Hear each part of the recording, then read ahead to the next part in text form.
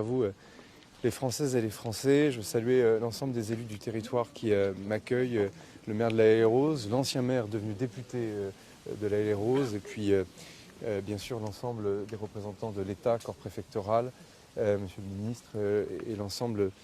des autorités du territoire. Bon, je tenais vraiment à marquer les premières heures après ma reconduction à Matignon de cette présence auprès des fonctionnaires de police. Moi, j'ai moi-même eu l'honneur de porter l'uniforme comme militaire de la gendarmerie, comme réserviste il y a quelques années. Et je veux redire tout le soutien, toute l'admiration que l'on a pour celles et ceux qui assurent la sécurité et la protection des Françaises et des Français. Et ce qui me permet aussi de revenir très symboliquement ici à la Haye-les-Roses. Il se trouve qu'on est la même génération de maires, tous les deux avec Vincent. On se souvient de ce qui s'est passé, j'y reviens pas, ici il y a quelques temps, et qui avait beaucoup bouleversé la population et qui d'ailleurs avait énormément ressoudé la population autour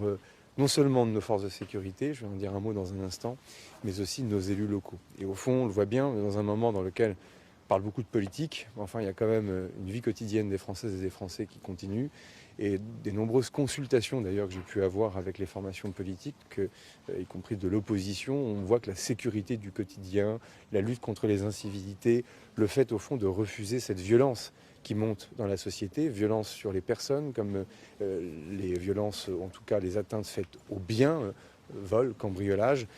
sont quelque chose au fond qui peut réunir un large consensus au sein de la classe politique. Et si je l'ai fait ce matin ici, au-delà du fait que j'ai une reconnaissance personnelle et une identification personnelle avec celles et ceux qui rendent ce service public de la sécurité, c'est qu'au fond on voit bien que ce sont des thèmes qui doivent être mis à l'agenda dans les temps qui viendront.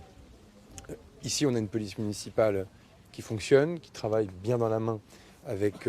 la police nationale. Le ministre de l'Intérieur, Bruno Retailleau, le ministre délégué, François-Noël Buffet, ont fait un travail absolument remarquable ces derniers mois sur ce qu'on appelle le Beauvau des polices municipales, c'est-à-dire au fond comment on remet du bon sens dans le fonctionnement entre les polices municipales et les polices nationales. Et quand je dis du bon sens, c'est pas qu'une affaire d'argent, c'est au fond de se dire que c'est pas normal aujourd'hui qu'un policier municipal n'ait pas un accès direct au fichier des cartes grises de voiture. On est en 2025, on a de l'intelligence artificielle d'un côté, et de l'autre côté, on a encore